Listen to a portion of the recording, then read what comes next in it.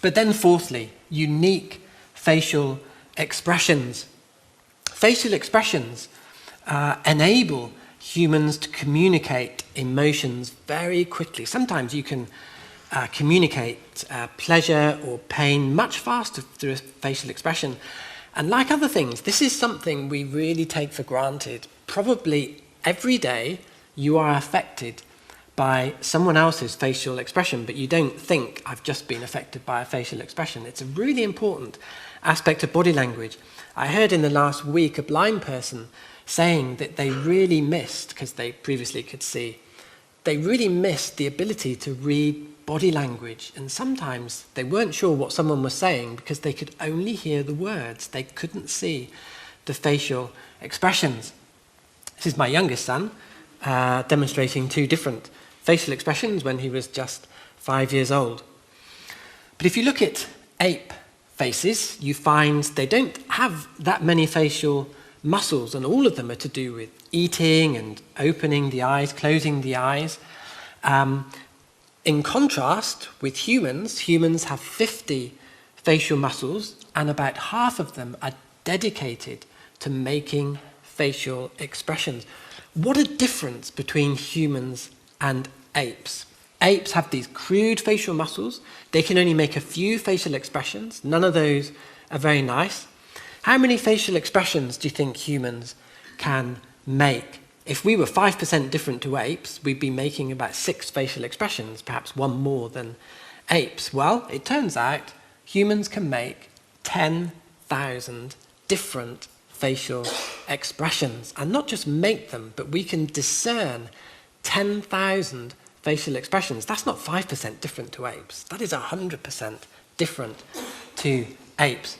You see, we can combine lots of expressions. We can have a cheeky smile, or a big smile, or a surprise smile, or a subtle smile, reluctant smile. Then we can frown, and all types of frown. And when you start to combine these and grades of expressions, you end up with 10,000 facial expressions.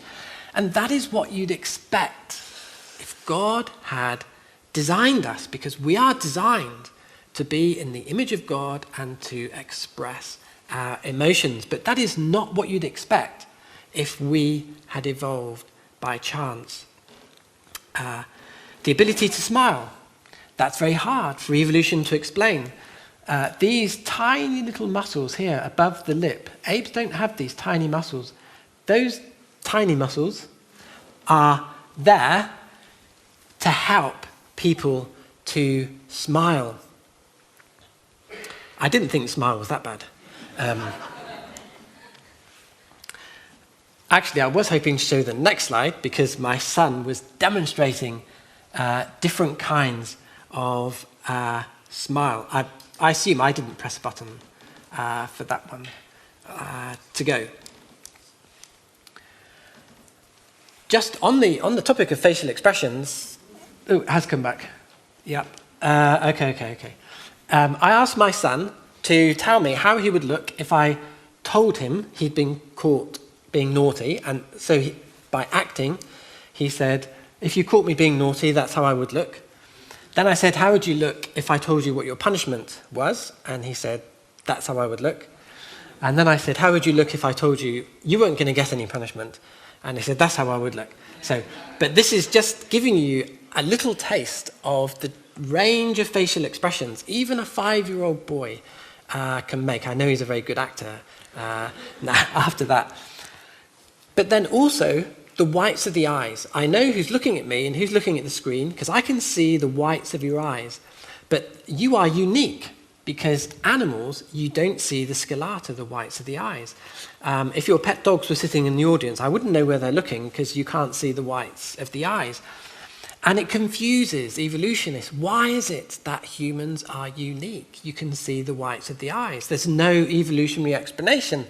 But it's exactly what you'd expect if God had designed humans, because God knew that we would want to see the direction of gaze across a room. It's just what you would expect. Another evidence of design.